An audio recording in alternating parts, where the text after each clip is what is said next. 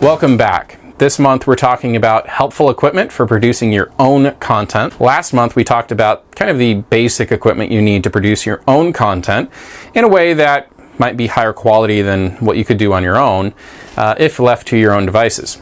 So this month we're talking about additional equipment you might consider and why you would want to consider having it, because it affects your ability to create good content. So this week we're talking about an on-camera monitor.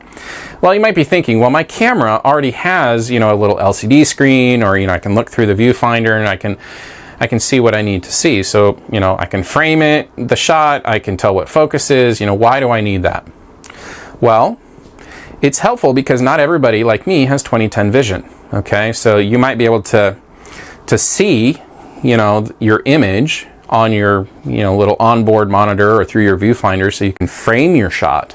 But having a larger display can help you with critical focus that you may not be able to tell on the smaller monitor.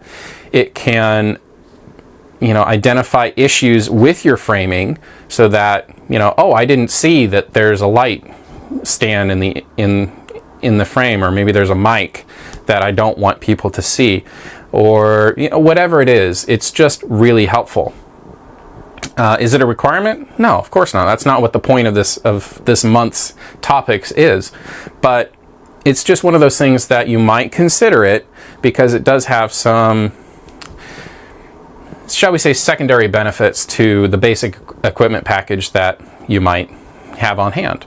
So, depending on the monitor, you can get additional features like focus peaking, which is it's a focus assist technology that can overlay, say a color over the area of the image that is in focus. And that can be extremely helpful for, people with, worse eyesight, or maybe they're wearing glasses and, it's been a while since you've had your prescription checked, things like that. You can get waveforms so you can see how good the audio signal is that you're getting from your microphone.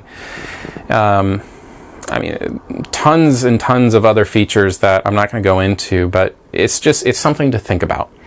So an on-camera monitor, they come in various sizes. You can get them as small as 5 inches. You can get them as large as 10 inches. I wouldn't go much larger than that and still put it on your camera. If you're going to go bigger than that, then you might as well just, go get a TV and put it on a desk or something next to it, because you can do that. Obviously, it doesn't have to be an on-camera monitor, but if you're traveling and producing video content, you got to think about the logistics of moving a larger monitor. You got to think about how you're going to power it. A lot of the on-camera monitors have battery power, whereas a larger monitor is, you got to plug it into the wall. So just think about the logistics of it, think about the pros, evaluate the pros and cons, and just say, hey, this is going to work for me, or nah, I'll pass it. All right. So that's all for this week.